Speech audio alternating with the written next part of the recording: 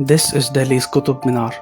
Designated as a World Heritage Site by UNESCO in 1993, thousands of tourists visit the monument every day to marvel at the tower that was built by Kutubuddin Aibak and completed by his son-in-law Iltutmish. But there is a dark secret about the Kutub Minar that has been hidden from most Indians. The Kutub Minar complex was built using the remains of 27 Hindu and Jain temples that were originally at the site. And while some dismiss this as a conspiracy theory, the proof is etched into the very stones of the Kutub Minar complex. Carved Hindu motifs such as tasseled ropes, bells, tendrils and leaves can be found even to this day throughout the Quwwat Islam Mosque, which stands inside the complex. The pillars of the mosque clearly show Hindu design elements. The interior portion of the roof of the structure in the complex also has a lotus pattern that is usually found on the roofs of temples. The Kutub Minar is a victory tower that stands adjacent to the Quwwat Islam Mosque, which is at the center of the Kutub complex. In ruins today, the Quwwat Islam Mosque is the Indian subcontinent's first major Islamic monument.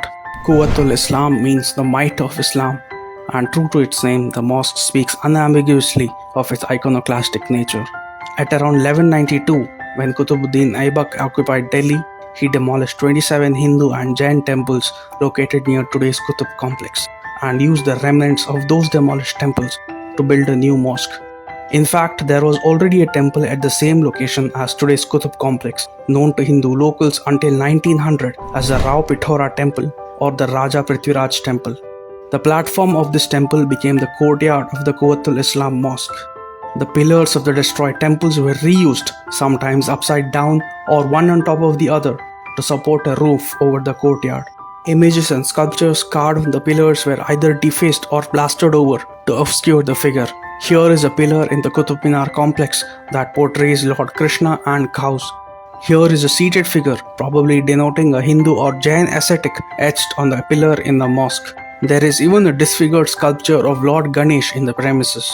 The Kutub Minar too is built from the rubble of the temples destroyed by Kutubuddin Aibak. Even when Qutb's successor Iltutmish extended the complex and the height of the minar, it was the materials of the demolished temples that were reused for this purpose. Temple ruins and broken Hindu idols can be found all over the premises of the Kutub complex even today. The National Monuments Authority recently asked Archaeological Survey of India that the two Ganesh idols inside the Kutub Minar complex should either be removed or installed respectfully. The two idols of Lord Ganesh, Ulta Ganesh and Ganesh in cage, are located in the compound of the 12th century monument.